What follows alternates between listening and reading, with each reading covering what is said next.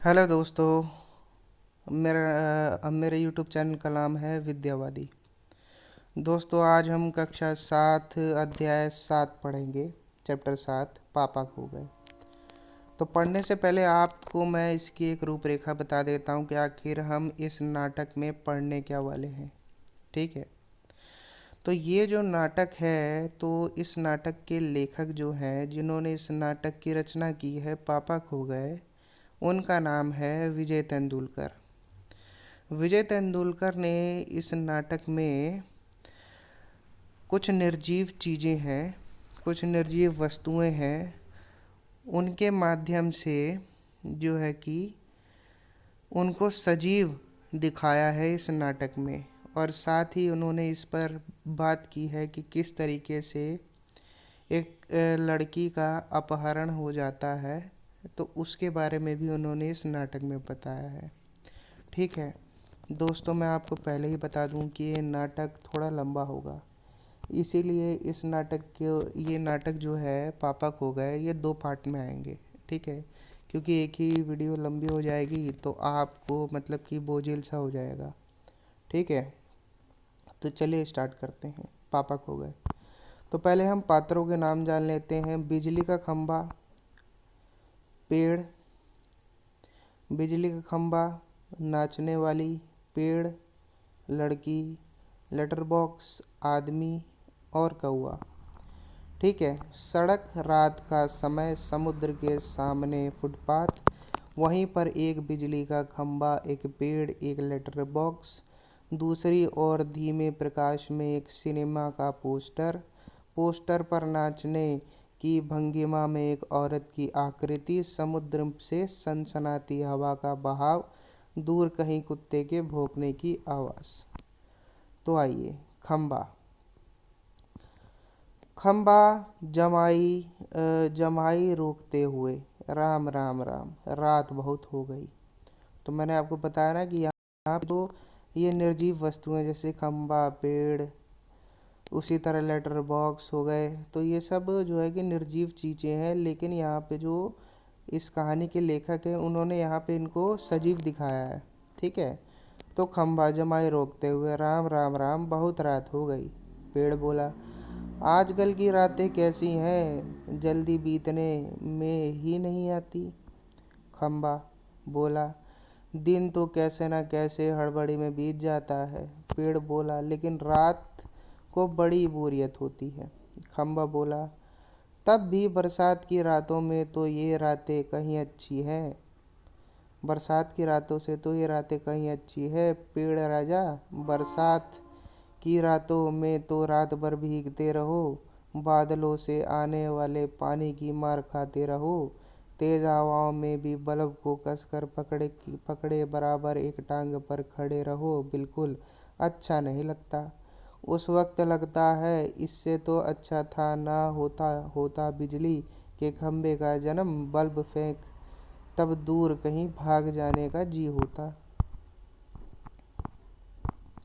पेड़ बोला, मुझ पर भी एक रात आसमान से गड़गड़ाती बिजली आकर पड़ी थी। अरे बाप रे, वो बिजली थी या आफत, याद आते ही अब भी दिल धक धक करने लगता है। और बिजली जहाँ गिरी थी वहाँ खड्डा कितना गहरा पड़ गया था। खम्बे महाराज, अब जब भी बारिश होती है तो मुझे उस रात की याद हो आती है, अंग थर थर कांपने लगते हैं। खंबा बोला, मेरी तबीयत ही लोहे की है, मेरी तबीयत ही लोहे की है जो मैं बीमार नहीं पड़ता, वरना कोई भी इस तरह बारिश, ठंड, धूप में खड़ा बीमार पड़ जाएगा या नहीं। कितने दिन बीत गए, कितनी रातें, लेकिन मैं बराबर इसी तरह खड़ा हूँ, लंबी ठंडी सांस छोड़कर। खंबा बोला, छः, चुंगी की यह नौकरी भी कोई नौकरी है। पेड़ बोला, अपने पत्तों का कोट पहनकर मुझे सर्दी, बारिश या धूप में उतनी तकलीफ नहीं होती, तो भी तुमसे बहुत पहले का खड़ा हूँ मैं यहाँ। यही मेरा जन्म हुआ इसी जगह। तब सब कुछ कितना अलग था। वहाँ के वह सब ऊंचे ऊंचे घर नहीं दिखते थे। तब यह सड़क भी नहीं थी। वह सिनेमा का बड़ा सा पोस्टर और उसमें नाचने वाली औरत भी तब नहीं थी। सिर्फ सामने का यह समुद्र था। बहुत अकेलापन महसूस होता था। तुम्हें जब यहाँ लाकर खड़ा किया गया तो सोचा चलो कोई साथी तो मिला, इतना ही सही। लेकिन वो भी कहाँ। तुम शुरू से मुझसे बोलने को तैयार ही नहीं थे। मैंने बहुत बार कोशिश की पर तुम्हारी अकड़ जहाँ थी वही कायम। बाद में मैंने भी सोच लिया इसकी नाक इतनी ऊंची है तो रहने दो। मैंने भी कभी आवाज़ नहीं लगाई। हाँ, अपना भी स्वभाव ज़रा ऐसा ही है, खंबा बोला। और एक दिन जब आंधी पानी में मैं बिल्कुल तुम्हारे ऊपर ही आ पड़ा। पेड़ बोला, अरे बाप रे, कैसा था वो आंधी पानी का तूफान। अब खंबा खंबा बोला, तुम खड़े थे इसलिए मैं कुछ संभल गया। हाँ, तुमने मुझे ऊपर झेल लिया, वह अच्छा हुआ। चाहे तुम खुद काफ़ी जख्मी हो गए। बाद में मेरा गुरूर भी झड़ गया और अपनी दोस्ती हो गई। पेड़ बोला, हवा आज भी बहुत है। दोनों चुप। हवा की आवाज़, कुत्ते का भौंकना, पोस्टर पर बनी नाचने वाली औरत टेढ़ी हो जाती है। उसके घुंघरू बजते हैं, वह फिर पहले की तरह स्थिर हो जाती है। लेटर बॉक्स किसी दोहे का एक चरण गुनगुनाता है और रुक जाता है। अब कौआ बोला। मतलब ये जो है ना, परिस्थिति बता रहा है उस वातावरण में क्या हो रहा है। कौआ बोला, पेड़ के पीछे से झांककर। कौआ, काओ, कौन है जो रात के वक्त इतनी मीठी आवाज़ें लगाकर मेरी नींद खराब करता है? ज़रा भर चैन नहीं इन्हें। लेटर बॉक्स बोला, मीठी आवाज़ में नहीं गाए तो क्या इस कौए जैसी कर्कश काँव काँव करे? कहता है, ज़रा भर भी चैन नहीं। पेट में हाथ डालकर एक पत्र निकालता है। धीरे से जीभ को लगाकर खोलता है। उसमें से कागज़ निकालकर रोशनी से पढ़ने लगता है। यह चिट्ठी आकर पड़ी है। हेडमास्टर ठीक। क्या कहता है? श्रीमान श्रीयुत गोविंद राव जी, ओम ओम। आपका लड़का परीक्षित पढ़ाई में काफ़ी कमज़ोर है। क्लास में उसका ध्यान पढ़ाई में बिल्कुल नहीं रहता। इसकी बजाय उसे क्लास से गायब रहकर बड्डे खेलना ज़्यादा अच्छा लगता है। आप एक बार खुद आकर मुझसे मिलिए। परीक्षित के पापा हेडमास्टर से मिल भी लेंगे तो क्या हो जाएगा? स्कूल में बच्चे पढ़े नहीं, क्लास से गायब रहकर बंटे खेलते रहे, इसका क्या मतलब? फीस के पैसे क्या फोकट में आते हैं? सभी पापा लोग ऑफिस में इतना काम करते हैं, तब कहीं जाकर मिलते हैं पैसे। उन्हें ये बच्चे फोकट के समझे आखिर क्यों? छः, मुझे हेडमास्टर होना चाहिए था। इस परीक्षित के होश तब मैं अच्छी तरह ठिकाने लगाता। वह पत्र रखकर दूसरा निकालता है। लेटर बॉक्स मतलब पत्र रख के दूसरा निकालता है। यह किसका है? खंबा, क्यों लालताऊ? आज किस किस के पत्र चोरी चोरी पढ़ते रहे? लेटर बॉक्स आश्चर्य से, चोरी चोरी? चोरी किस लिए? सभी चिट्ठियाँ मेरे ही तो कब्जे में होती हैं। अच्छी तरह रोज रोज पढ़ता हूँ। पेड़, कब्जे में होने का मतलब यह तो नहीं लालताओ कि लोगों की चिट्ठियाँ फाड़ कर पढ़ते रहो। पोस्ट मास्टर को पता चल गया तो? लेटर बॉक्स बोला, चलता है पता तो चल जाने दो। मेरी तरह यहाँ रात दिन बैठकर दिखाए तब पता चले। परसों वह पोस्टमास्टर मेरे पेट में से चिट्ठियाँ निकाल रहा था और मुझे इतनी लंबी जमाई आई कि रोके नहीं रुकी। जमाई लेता रहा। वह देखता ही रह गया। चिट्ठियों का बंडल बनाकर जल्दी जल्दी चलता बना वह। लेकिन यह लेटर बॉक्स से इसे नहीं बोरियत होती। एक जगह बैठे बैठे मैं कहता हूँ 4 चिट्ठियाँ मन बहलाने के लिए पढ़ भी ली तो क्या हो गया। पेड़ बोला, लेकिन चिट्ठी जिसे लिखी गई हो लालताऊ, उसे ही पढ़नी चाहिए। यह प्राइवेट होती है, प्राइवेट। लेटर बॉक्स बोला, मैं कहाँ किसी की चिट्ठी पास रख लेता हूँ। जिसकी होती है उसे मिल ही जाती है। किसी की गुप्त बातें मैं कब बाहर निकलने देता हूँ। वह मुझ तक ही रहती है। इसलिए तो मुझे अपना बहुत महत्व लगता है। पेड़ बोला, कोई आ रहा है लगता है। अब सब लोग चुपचाप हो जाते हैं। पोस्टर पर बनी नाचने वाली का संतुलन फिर से बिगड़ता है। फिर पहले की तरह स्थिर और स्तब्ध हो जाती है। तेज हवा की भनभनाहट। भिखारी जैसा एक आदमी आता है। उसके कंधे पर सोई हुई एक लड़की है। मतलब ये उस समय का जो है वातावरण है वो बीच बीच में बताया जा रहा है। अब आदमी बोलता है, मैं बच्चे उठाने वाला हूँ। दूसरा कोई काम करने की मेरी इच्छा नहीं होती। अभी थोड़ी देर पहले एक घर से यह लड़की उठाई है मैंने। गहरी नींद सो रही थी। अब तक उठी नहीं है, उठेगी भी नहीं। मैंने इसे थोड़ी बेहोशी की दवा जो दे दी है। अब मुझे लगी है भूख। कुछ खाने का वक्त ही नहीं मिला। पेट में जैसे चूहे दौड़ रहे हों।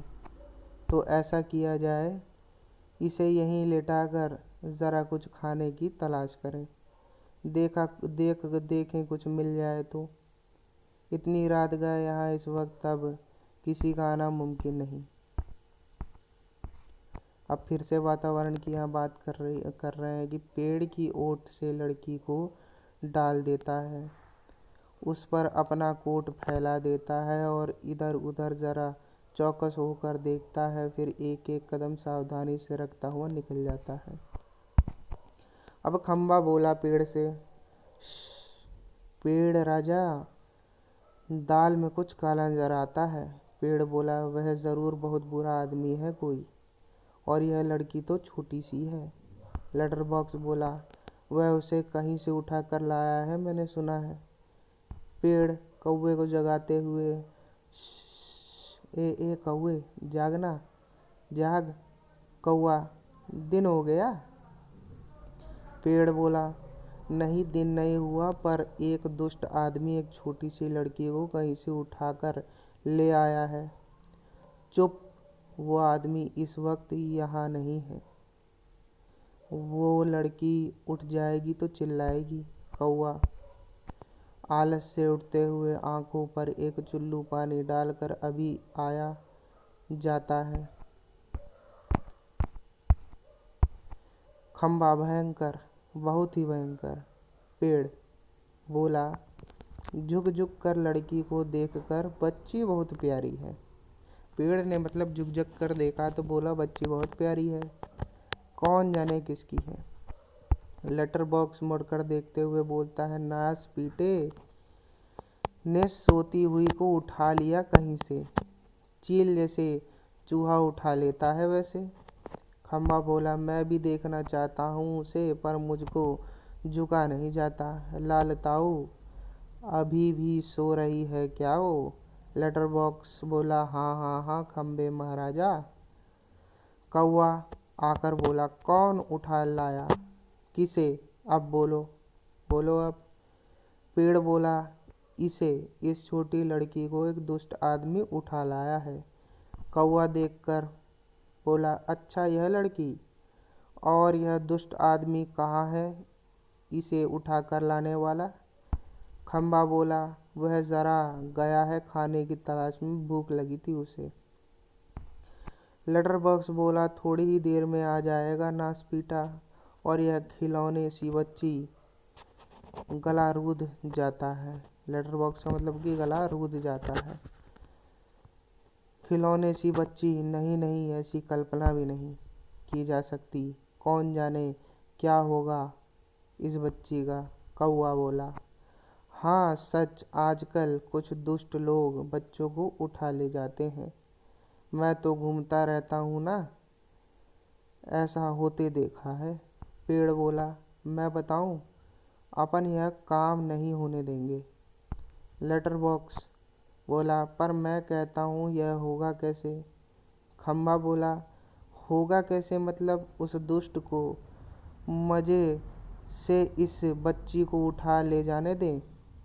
कौआ बोला, वह दुष्ट कौन है, पहले उसे नज़र तो आने दीजिए। लेटर बॉक्स बोला, मैंने देखा है नासपीटे को, अच्छी तरह करीब से देखा है। बहुत ही दुष्ट लगा मुझे तो। कैसी नज़र थी उसकी। घड़ी भर को तो मुझे लगा कहीं यह मुझे ही न उठा ले जाए। कौवा बोला, ताऊ आपको। खो खो कर, अब इसमें फिर से वातावरण आ गया है। वातावरण का चित्रण दिखा रहे कि खो खो करते करके हंसता है।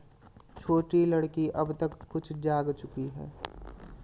अधखुली आंखों से सामने देखती है। पेड़, खंबा, लेटर बॉक्स और कौवा एक दूसरे से बात कर रहे हैं।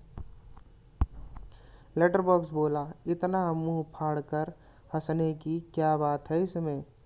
खंबा बोला, उसकी वह गंदी नज़र यहाँ से मुझे भी खूब अच्छी तरह दिखाई दे रही थी।